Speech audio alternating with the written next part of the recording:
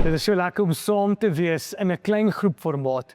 En hierdie week se tema is eintlik iets wat ons almal elke dag nodig het. Absoluut. Hierdie week se gesprek is eintlik baie eenvoudig. Medelee of compassion bly nie net 'n gevoel nie, dit beweeg.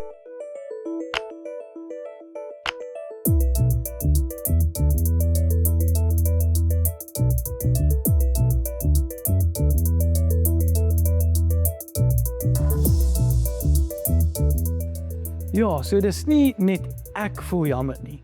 Dis ek beweeg nader. Ek raak betrokke. Presies. Ons begin by 2 Korintiërs 1 vers 3 tot 4. Paulus noem God die Vader van barmhartigheid en die God van julle vertroosting. En dan sê hy iets belangrik. God troos ons sodat ons ander kan troos. Ek hou van daai sodat. Dit beteken my eie troos is nooit net 'n eindpunt nie. Dit word iets wat ek kan uitdeel.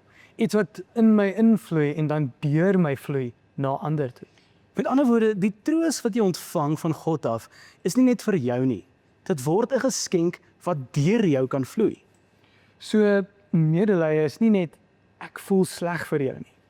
Dit is ek is aangeraak deur 'n God wat my liefhet en daarom beweeg ek uit en ek word sy medelee of compassion vir ander.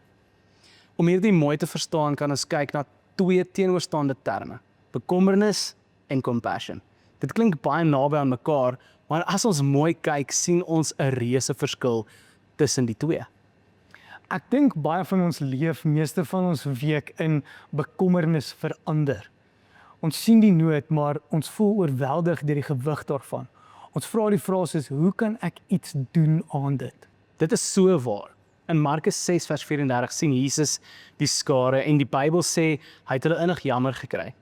Die Griekse woord soos wat ons gesê het is splagnitsomai. Letterlik, dit beteken sy ingewande het gedraai en sy hart het gebreek vir hulle. Maar as jy die storie ken, sien jy hoe die disippels reageer. Hulle raak bekommerd. Die 12 begin dadelik die somme maak.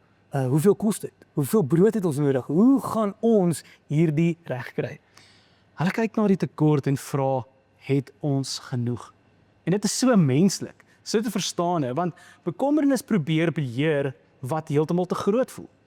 Bekommernis sien die nood, maar hou afstand. Dit bly by analise, dit tel die brode, maar compassion sien mense, nie net die probleem nie. Dit vra, wat doen God hier en hoe kan ek saam met hom beweeg?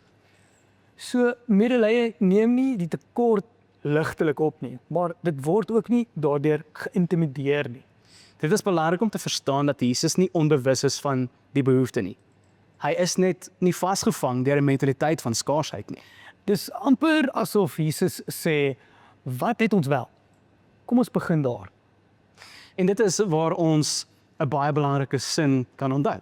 Die wonderwerk wag nie vir 'n perfekte voorbereiding nie. Dit wag vir 'n bereidwillige deelnemer. Dit beteken dus dat ek nie hoef eers reg te voel of al die antwoorde te hê voordat ek kan help nie. Dit beteken ek kan begin met wat ek het. Compassion hardloop. Dit luister en dit bly. En partykeer is dit nie die groot dinge nie. Dis net om op te daag, om te luister of om naby te bly met iemand. En nou bring Paulus dit huis toe. In Efesiërs 1 vers 22 tot 23 sê hy, die kerk is Christus se liggaam. Die manier waarop Jesus vandag sy teenwoordigheid in die wêreld bekend maak. Jy is sy hande, jy is sy voete, jy is die teenwoordigheid van God. Jy is God se adres op aarde. En dis 'n groot gedagte. Maar dit maak dit ook baie prakties. Dan word wie staan voor my vandag wat Jesus se teenwoordigheid nodig het? Daarom praat ons nie net oor om mense te help nie. Ons praat eerder oor herstel. Koninkryk Compassion wil nie net mense laat oorleef nie. Dit wil mense help om weer meerderwaardigheid, identiteit en 'n lewensdoel te ontdek. Ja. Nie 'n afhanklikheid nie, maar eerder 'n herstel. So hier is 'n praktiese oomblik as jy dink aan iemand se nood of selfs aan jou eie.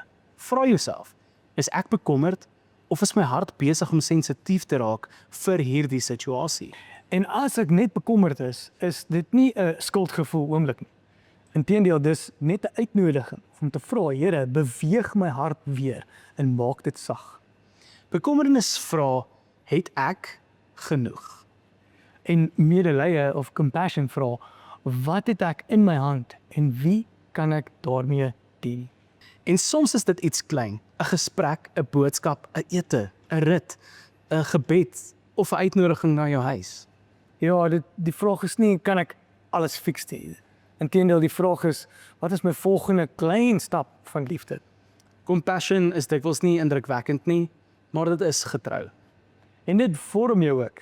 Elke keer wat jy beweeg, verstaan jy meer van wie jy is in Christus. Ons wil jou kans gee om deur die volgende vrae te werk in jou groep. Maak seker almal kry 'n kans om hulle gedagtes te deel. Die eerste vraag is dan, waar fokus jy meer op? Bekommernis of compassion? Wat sou dit beteken om een klein stap nader te beweeg aan iets te doen aan die situasie? Die tweede vraag is, wat het ek in my hand? Hierdie week wat God kan gebruik om iemand te troos en te herstel.